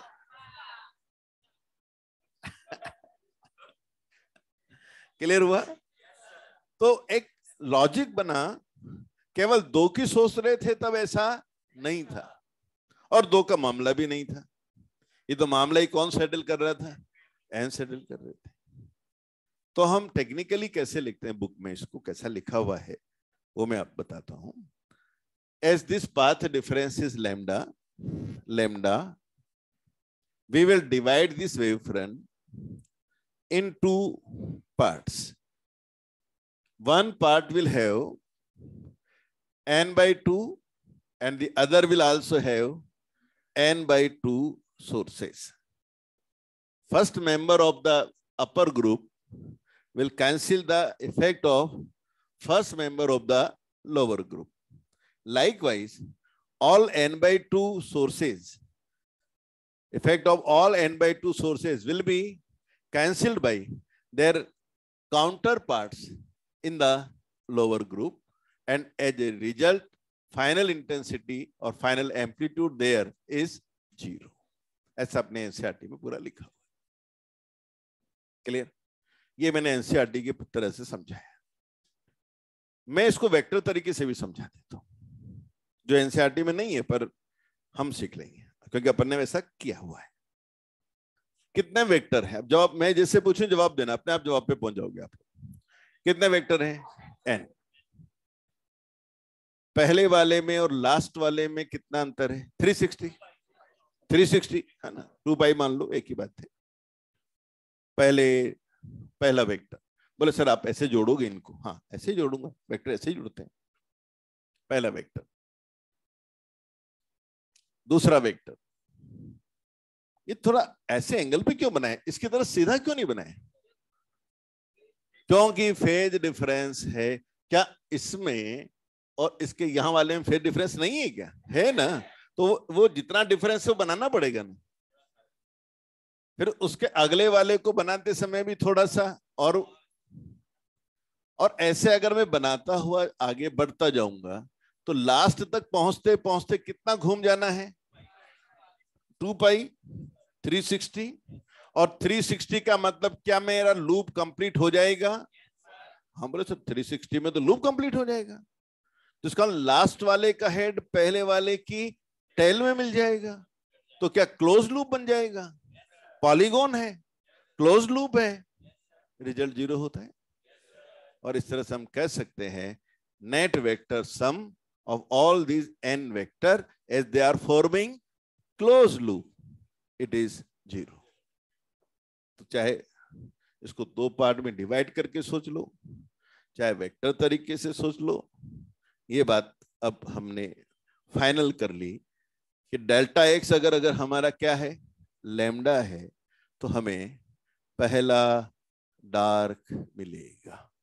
पहली बारी लूप पूरा हुआ, पहला डार्क मिला। कब मिला? Delta x equal to lambda. अब इसमें डेल्टा एक्स की वैल्यू कितने डाल दें? लैम्डा। तो वाई आ जाएगा, लोकेशन आ जाएगी जहां हमें पहला मिनिमा मिले। क्या लोकेशन आएगी? लैम्डा एफ बाई ए। क्या एंगल आएगा? Lambda by A. Sine theta theta लिख सकते हैं, तो लैम्डा बाई ए। तो यहां से मैं कह सकता हूं कि पहला मिनिमा यहां मिलेगा लैम्डा एफ बाई ए पर, यहां मिलेगा लैम्डा एफ बाई ए पर, और ये एंगल बनेगा लैम्डा बाई ए। मेरे ख्याल से एक डिस्कशन हो गया। तो वो जो हमने डायग्राम बनाया था उसके सारे रिजल्ट हम निकाल रहे हैं। वहां तो अपन ने डायरेक्ट लिख दिया था पहला मिनिमा यहां मिलेगा। अब हमने निकाल के प्रूव किया कि पहला मिनिमा कितना दूर मिलेगा, पर एक एडिशनल इंफॉर्मेशन भी मिली। पहला मिनिमा वहां मिलेगा जहां ऊपर के कोने और नीचे के कोने से जो लाइट आ रही है उनमें पाथ डिफरेंस लैम्डा हो, फेज डिफरेंस। तो एग्जाम में एक सवाल आया, जवाब देना। जहां पहला मिनिमा मिला हुआ है, जहां पहला मिनिमा है, वहां कोने से और मिड पॉइंट से जो लाइट जा रही है, कहां से? कोने से और मिड पॉइंट से लाइट जा रही है। कहां पे बेटे? जहां पहला मिनिमा है, उनमें फेज डिफरेंस कितने का है? कितने का? बस ये सवाल आया हुआ है एग्जाम। आप देखेंगे बहुत छोटी छोटी बातें पूछते हैं, पर ये जवाब तभी दे पाएंगे जब हम पूरा उसका अच्छी तरह से डिस्कशन कर लें। इजी है बिल्कुल, डिस्कशन किया तो आप सबने जवाब दे पाएंगे। मुश्किल तो है ही नहीं, बस केवल एक बार बात तो करना पड़ेगा। चलिए, अब मैं अगर आपसे कहूं दूसरा मिनिमा कहां मिलेगा?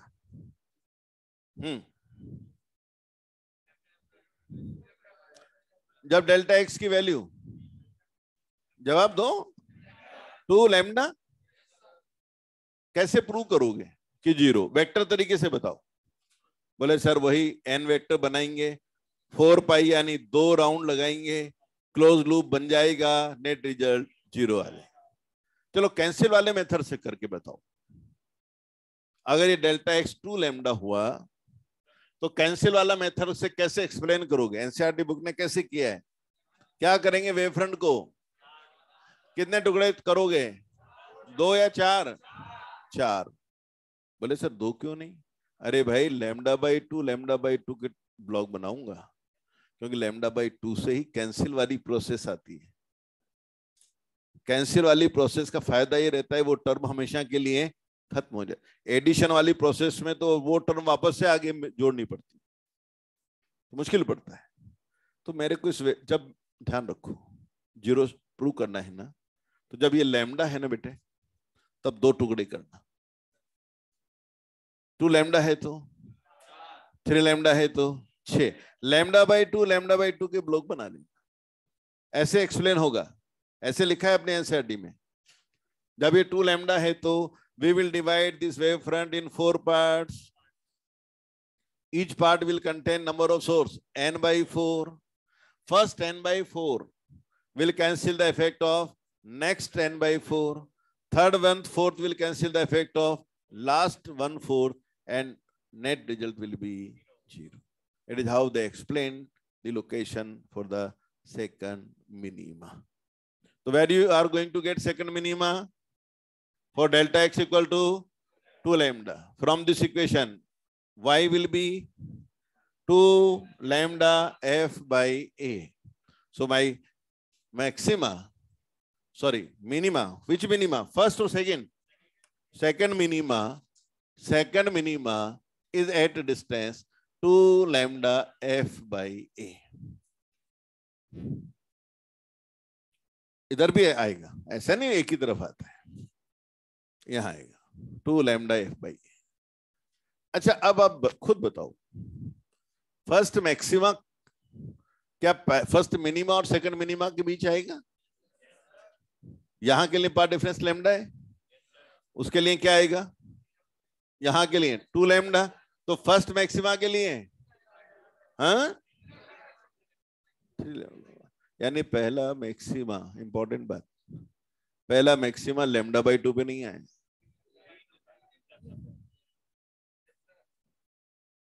देखो इंटरफेरेंस पढ़ते थे, याद दिलवाता हूं, इंटरफेरेंस पढ़ते थे, पहला डार्क लैम्डा बाई 2 पे आया था,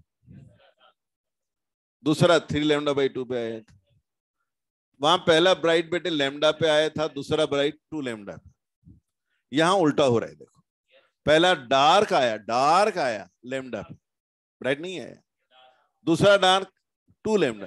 तो जो उल्टा रटते समय अगर कोई यूं उल्टा रट गया कि लैम्डा बाई 2 पे फर्स्ट ब्राइट आएगा तो गलत हो जाएगा, क्योंकि पहला ब्राइट 3 लैम्डा बाई 2 पे आया, ना कि लैम्डा बाई 2 पे। क्योंकि जब तक डार्क नहीं आया उसके पहले ब्राइट की बात कर ही नहीं सकते, जब तक रात नहीं आए तब तक दूसरे दिन की शुरुआत की हम बात ही नहीं कर सकते।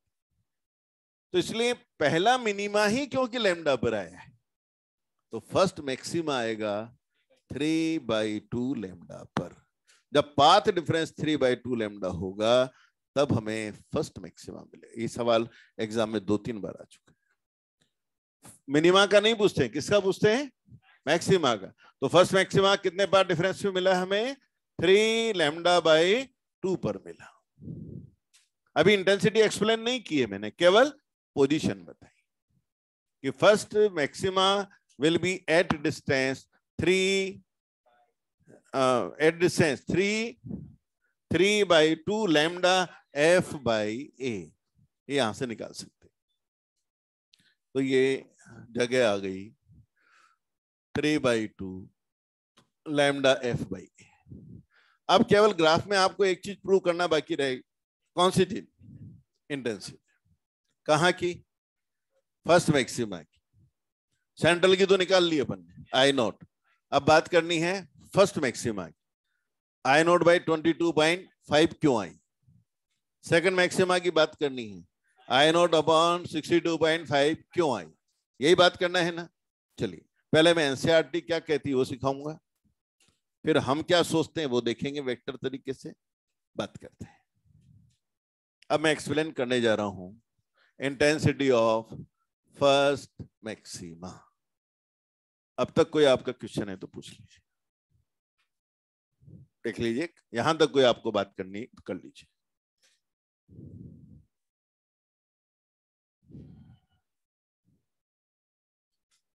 मैं एक सवाल पूछूं आपसे, if A is 100 lambda,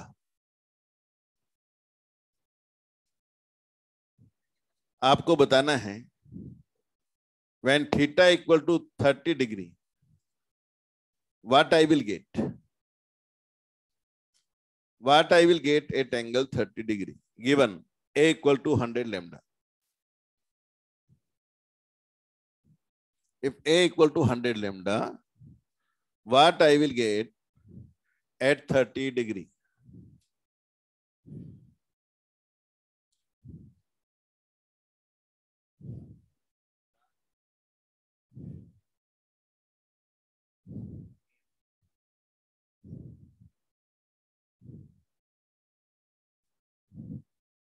देखिए हमारे पास इक्वेशन है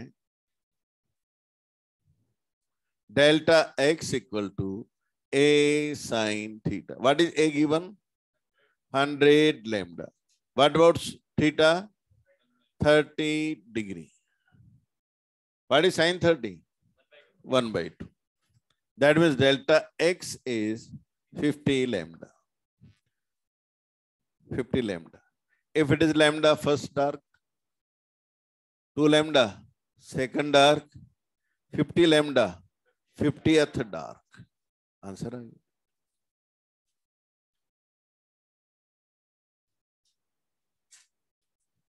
आया हुआ सवाल एग्जाम। डेल्टा एक्स निकाल लो और काउंट देख लो कि वो लैम्डा का मल्टीपल है, इंटीजर मल्टीपल है तो डार्क, और लैम्डा का 50 गुना है तो 50 नंबर वाला डार्क। क्या सोच रहे हैं इसमें अपन? सिंपल सवाल है। फेज डिफरेंस की कैसे बनाते? थीटा किस? हाँ, नहीं नहीं नहीं, ये थीटा तो एंगुलर पोजीशन है। दो एक्सट्रीम से आने वाली लाइट का फेज डिफरेंस थोड़ी है। आप गलत सोच रहे हैं। Theta here is not phase difference between these two. It's theta is the angular position where we are interested in getting the intensity. दोनों चीज ही अलग है, आप गलत सोच रहे हैं। क्लियर हुई बात? भाई थीटा इज एंगुलर पोजीशन, जहां हम इंटेंसिटी जानना चाहते थे तो हमने वैल्यू डाल के देखा कि वहां पार्ट डिफरेंस कितना मिला। सॉल्व किया तो मालूम पड़ा 50 लैम्डा है। हम तुरंत कह देंगे यार वहां 50 नंबर का डार्क आएगा, खत्म हो गई बात। लैम्डा आता रिजल्ट मेरा, कह देता मैं पहला डार्क आएगा। ये वैल्यू 2 लैम्डा होती तो मैं कह देता दूसरा डार्क आएगा। अच्छा मैं आपसे कहूं, if a is 2 lambda, a is 2 lambda, for what value of theta I will get first dark?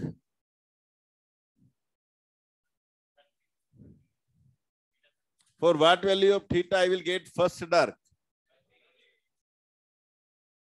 देखते हैं। Sin theta is delta x by a. What is delta x?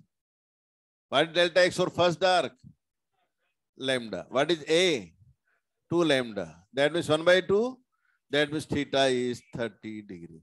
In this case, when a is 2 lambda at 30 degree, I will get first dark. Or when a is 100 lambda at 30 degree, I am getting 50th dark. दोनों में अंतर है भाई। समझ में आई बात? तो ऐसे हम बात करते हैं। अब हमारा अगला स्टेप है to think of intensity of first bright fringe. Okay, उस पर बात करता हूं। फर्स्ट ब्राइट में इंटेंसिटी देखना है।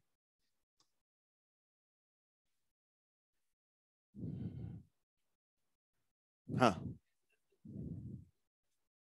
हाँ, मिड वाली लाइन से वो एंगल, वो 50 डिग्री, वहां 30 डिग्री, उस जगह क्या है, ये क्वेश्चन था। देखिए ये हमारी स्लिट है, जवाब निकालेंगे अपन, है ना। ये वेव फ्रंट है। ये क्या वैल्यू है? ये क्या वैल्यू है for delta x? For first bright ये कितना है? जवाब दो, आपको करना है। 3/2 लैम्डा जवाब देना है आपको। डेल्टा एक्स है 3/2 लैम्डा। अब देखो एनसीईआरटी की बुक का क्या एक्सप्लेनेशन है वो देता हूं। अगर पार्ट डिफरेंस 3/2 लैम्डा है, मैं इस वेव फ्रंट को कितने पार्ट में डिवाइड करूं? 3। तो मुझे मालूम है λ/2 का एक ब्लॉक बनाते हैं तभी वो कैंसिल वाली प्रॉपर्टी आती। तो हम 3 ब्लॉक बनाएंगे, ठीक है। ये हमने 3 पार्ट में डिवाइड कर लिया। How many sources are there in 1 part? n/3 n/3 n/3। अब जवाब देना आप लोग, है ना। यहां की लाइट और यहां की लाइट में कितना पाथ डिफरेंस है? पाथ डिफरेंस है। यहां में 3 λ/2 है, तो यहां में और यहां में हाँ λ/2। फेज डिफरेंस कैंसिल हो जाएगा। Similarly this one will cancel the effect of this one, this one will cancel the effect of this one, upper 1/3 will cancel the effect of middle 1/3। ठीक है। अब वहां रिजल्ट देने वाले कितने बच गए? केवल एक ब्लॉक। कितने सोर्स हैं उसमें? n/3। सेंट्रल मैक्सिमा पर आप ध्यान करो, सेंट्रल मैक्सिमा पर n सोर्स ने कंट्रीब्यूशन किया था कि नहीं किया? na आए था सेंट्रल मैक्सिमा पर, और अब कितने कंट्रीब्यूट कर रहे हैं? n/3। क्या सेंट्रल मैक्सिमा पर सबके फेज सेम थे? क्या ये जो n/3 बचे हैं, क्या इन सबके फेज सेम हैं? नहीं। तो बड़ा नुकसान नहीं हो गया? एक तो नंबर 1/3 हो गया, और एक सब सेम फेज में भी नहीं रहे। हमारी बुक ने लिखा है, as at the first maxima only 1/3 part of the wavefront is producing intensity, and energy coming from that part is also not in same phase. As a result, intensity is very, very low, and it is only I naught by 22.5। लिख के paragraph बंद कर दिया।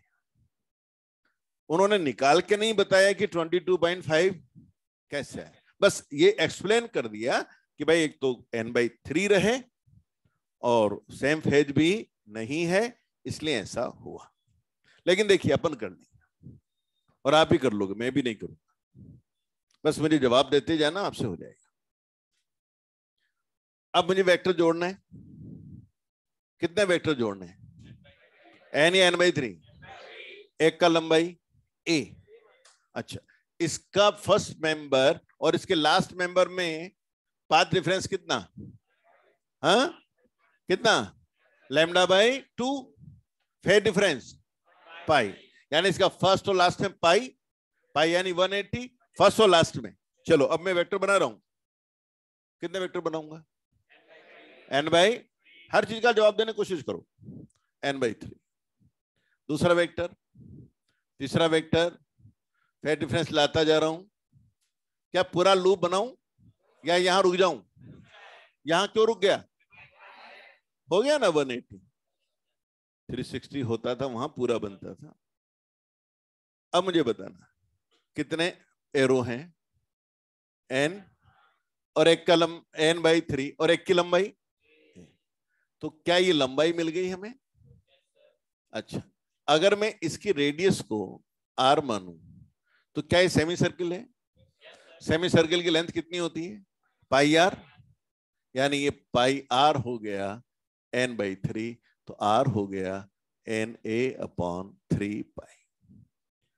Vector addition में हम जानते हैं एक की टेल को दूसरे के हेड पे रखते हुए आगे बढ़ते जाते हैं, और जब रिजल्ट लेना होता है तो पहले की टेल को स्टार्ट करते हैं और लास्ट के हेड पर पहुंचते हैं। क्या ऐसे ही रिजल्ट निकालते हैं? तो इस डायग्राम देख के मुझे ये बताओ रिजल्ट कितना है, r या 2r? 2r। What is value of r?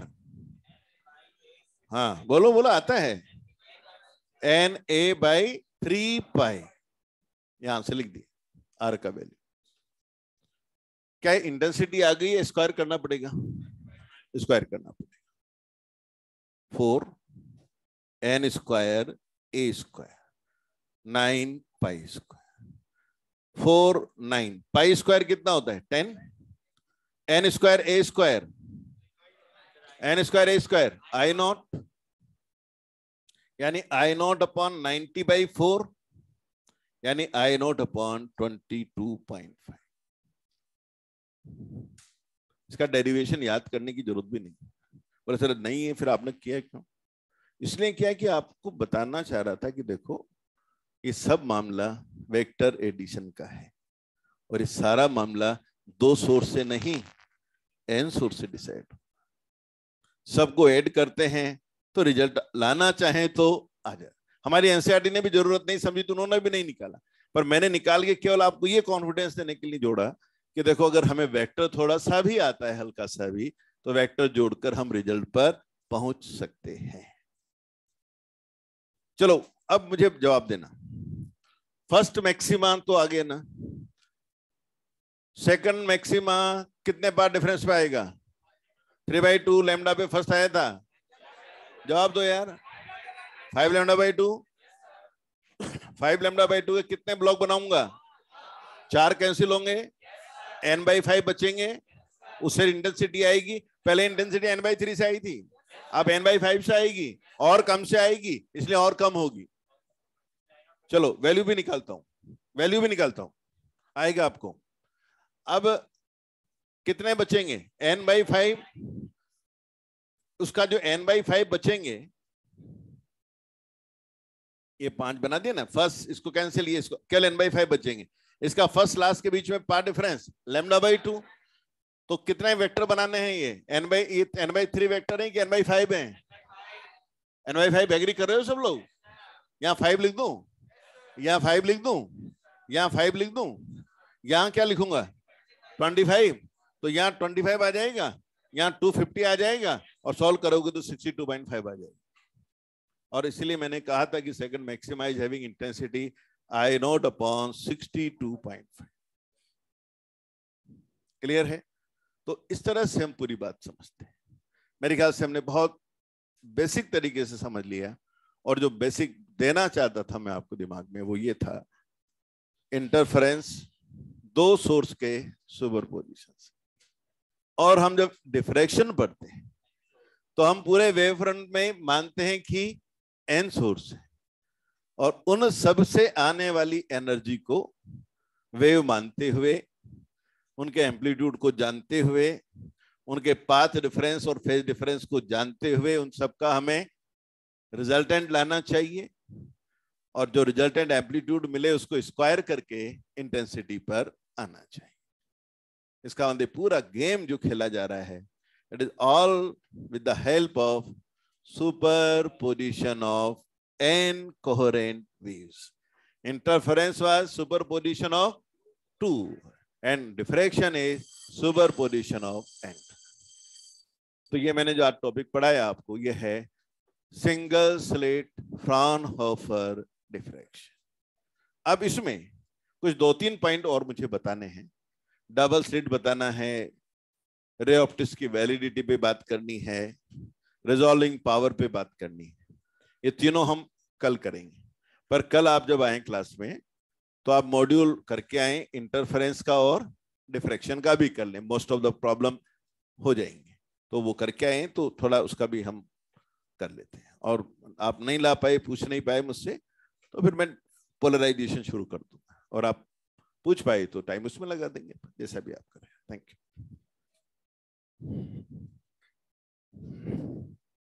हाँ भाई, इधर सब ठीक है? ऑनलाइन